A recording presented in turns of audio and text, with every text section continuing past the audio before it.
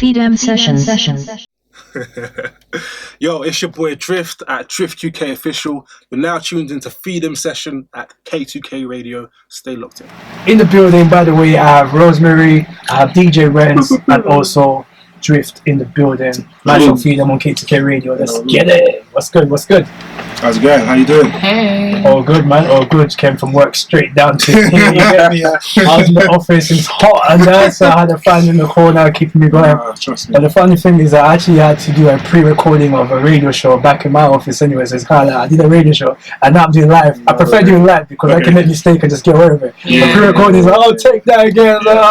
It's just long, it's jarring. So yeah, this is fun. I'm excited to be here. Good. How you guys doing? How's your day so far? Good. Hot. Yeah. I'm tired, but God is faithful, so I can't complain.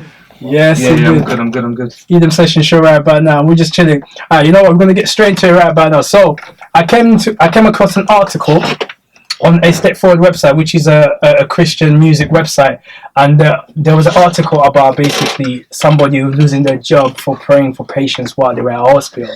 Now this is not even a new topic. I think even last time we had a discussion, Claire B does brought it out and said that okay, sometimes this happens. But I wanted to cover it from a different perspective. I wanted to widen up and say something like, if you're a Christian and you know that the company rules is for you not to be overtly religious when you are in the company, and you choose to do it anyway, and then you get mistreated for doing that, are you in the wrong? That's basically my question.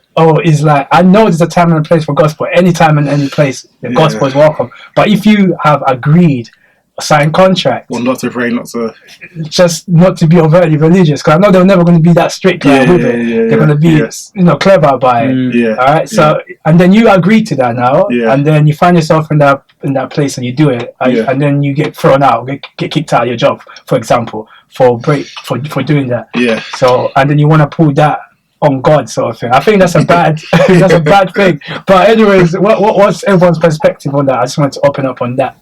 It's a tough one, isn't it? I mean, if I knew that was the rules as such, then for me personally, I'll be careful in the words, in what I would do with that individual.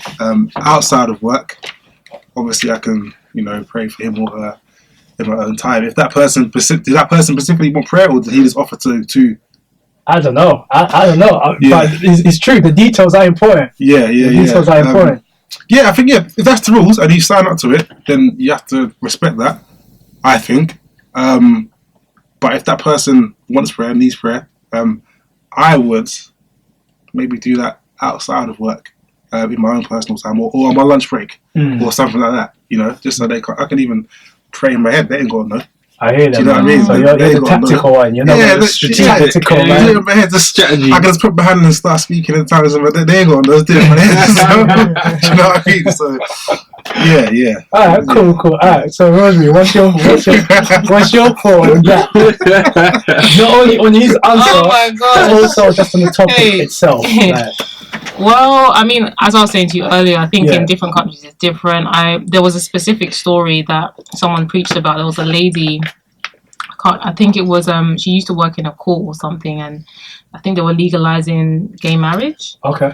And she said that she couldn't do it, but then she still was insisting on staying in the job, and I think she wanted to sue them as well. Or something. In America, right? Yeah. So I guess that's it's quite an extreme example. Yeah. With me, the job I do, I didn't sign anything to say don't ever say it.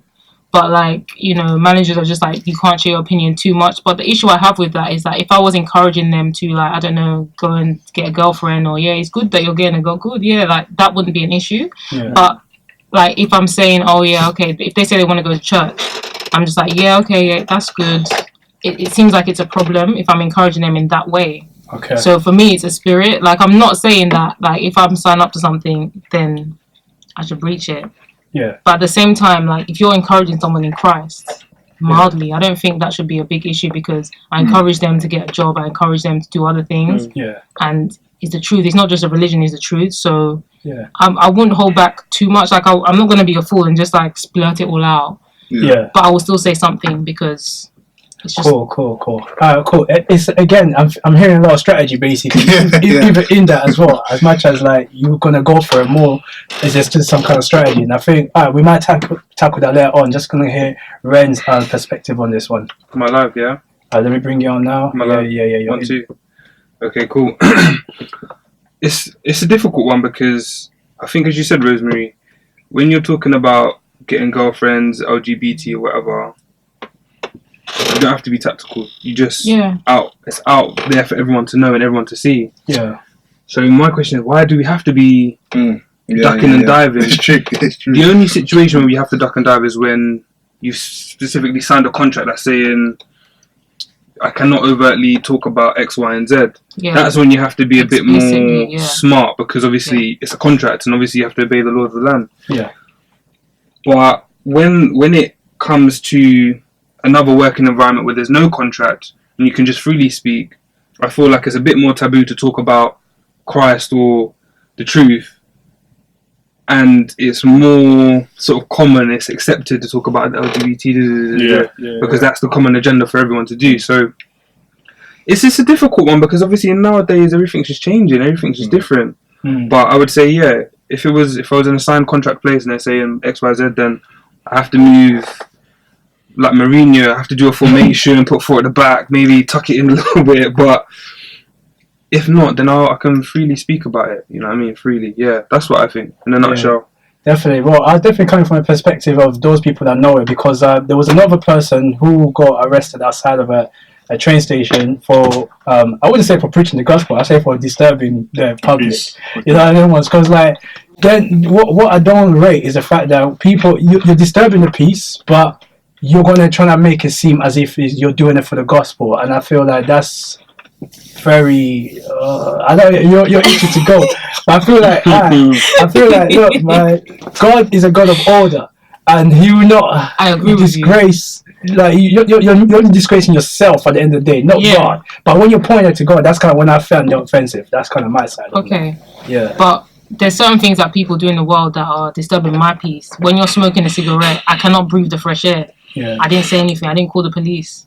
Like when you're parading half naked, I don't need to see anyone's nakedness in this summer. Yeah. You're disturbing my peace. Do you know what I'm saying? But you can call the police if you wanted to. Okay, but I'm just saying I didn't do that. So when someone's saying the truth, like people are parading and doing their pride and stuff, that's disturbing my peace. Like there's a lot of things that are happening, but then I'm not saying that you should go and be barbaric and bush and just say like, like behave in a respectful way that you're representing Christ. You can follow rules and stuff, but there's many things that are happening in this society. Like now I don't even feel comfortable even taking my children to a school, for example, because of the way they're moving. I'm even considering homeschooling because I just don't know, because when I was growing up in school, it wasn't this bad. Yeah. So like when someone's saying the truth, that's when people are like, that's when demons are aggravated. Police want to be called, but it's the truth anyway. It's not a religion, it's the truth. So like I think the other flip side is that you're doing all the sin. When you're pushing your own, it's okay. Like when there's football shows, everyone's shouting and everything, it's okay. No police are being called.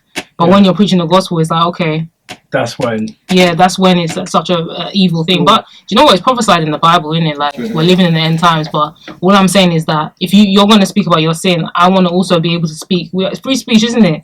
So let me speak my own. It's the truth, isn't it? So that God won't tell me that I didn't say when I had the opportunity.